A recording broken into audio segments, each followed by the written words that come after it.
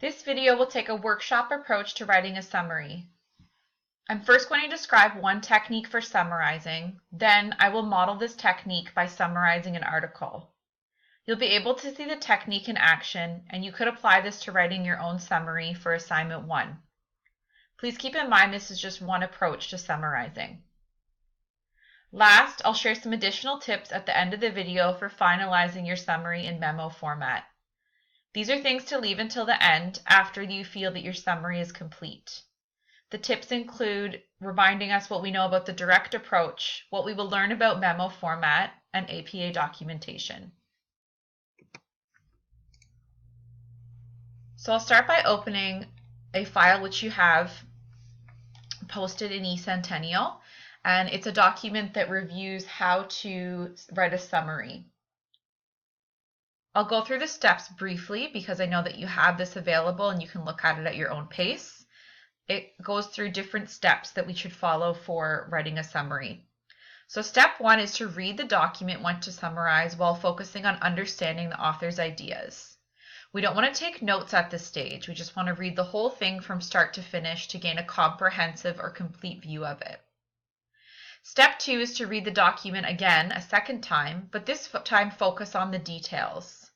Specifically, we're going to make an outline that asks yourself for each paragraph or perhaps group of paragraphs, what does this paragraph do? So we're identifying the purpose of each paragraph, and this helps us really determine what is a key detail, something we need to keep, versus something that's unnecessary. By step 3, we'll have a good outline of each of the paragraphs in our article, and we can start by crossing out any paragraphs that have content that is unimportant or that duplicate one another. Step 4 is to draft the summary so it starts to look more like a complete piece of writing instead of point form. And they give a suggestion on how to start the summary, what your first sentence might look like.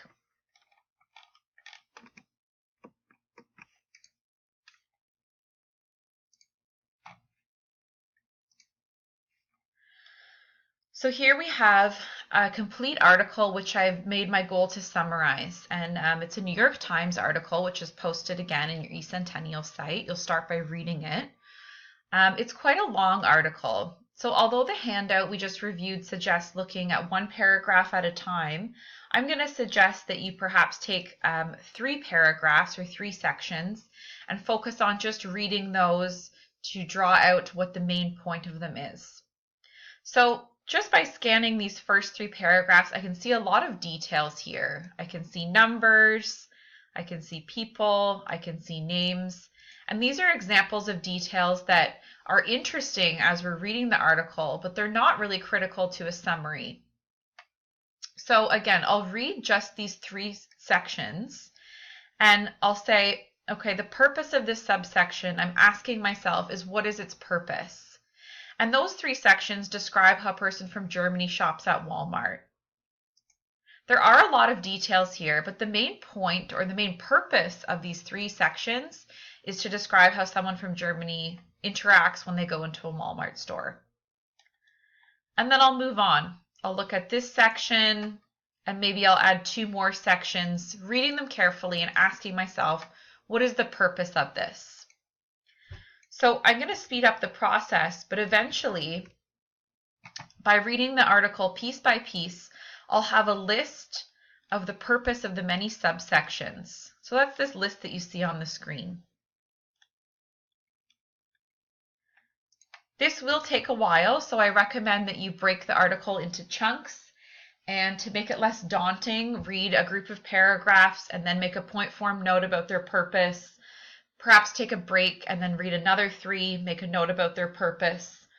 I recommend that you don't try to summarize the whole article at once, but do it in manageable chunks like this. And the goal here is to just keep moving through it, focusing on getting it done instead of getting it perfect. This is a rough draft, and we can add final touches and make it perfect later. So after I have a complete outline of the whole article, I'm going to move into drafting it, writing it as a full summary. So I take those point form notes and start putting them into full sentences. And that's how you move from this stage to this stage.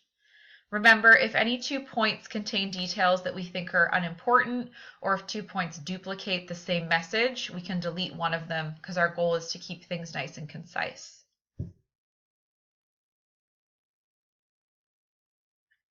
So I've been able to take a fairly long article with many different sections and paragraphs in it and turn it into something that's quite concise. And the way I've been able to do that is by making that outline and taking it one step at a time. So we have a good summary of the article here, but I know that I'm going to be presenting this to colleagues, people that I work with. So I don't just want to give them one paragraph. In this case, I've done an audience analysis and I've chosen the channel as a memo. So I want to use something called memo format, and we will be introduced to memo format in more detail next week. And for your first assignment, you'll also format your summary as a memo. So part of memo format is including the to, from, subject, and date fields at the top. And another really important thing is to use the direct approach. So we learned for the direct approach, when your audience is going to have a neutral reaction to this information, it's a good idea to state your purpose for writing right at the beginning. So I've taken that summary, which I already had written, but I've also added some sentences at the top to establish context and my purpose for writing. So I've created a little bit of a hypothetical scenario here, and you'll have a scenario like this in assignment 1 description. So you won't have to make it up. You'll have a scenario to work from. So let's assume here we're working for a company which has recently purchased a smaller company located in Spain. In order to successfully integrate the new company, we must identify potential challenges and plan our approach ahead of time. Please read the summary of the relevant article below and prepare additional comments and concerns for our meeting next Monday. A little bit more editing as I'm reading through it. So this here is the direct approach. I've stated my purpose for writing initially in the first few sentences of this memo before I move into the information part of the memo, or the body, which contains the summary of this Wal-mart article. It's essentially saying I have a summary of an article in the body, but here's what we can learn from it, and here's why we are concerned about reading it. I've also added a closing with some instructions for my readers.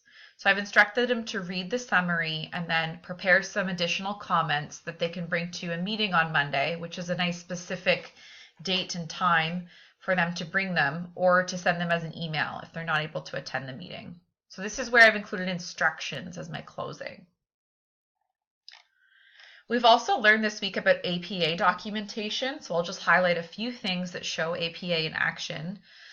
One thing is to include an in-text citation where I have the author's last names and the year of publication. The second thing is to include a reference page where I've given full information so that if my readers want to go back and access the article in full length themselves, they have the reference to be able to do that.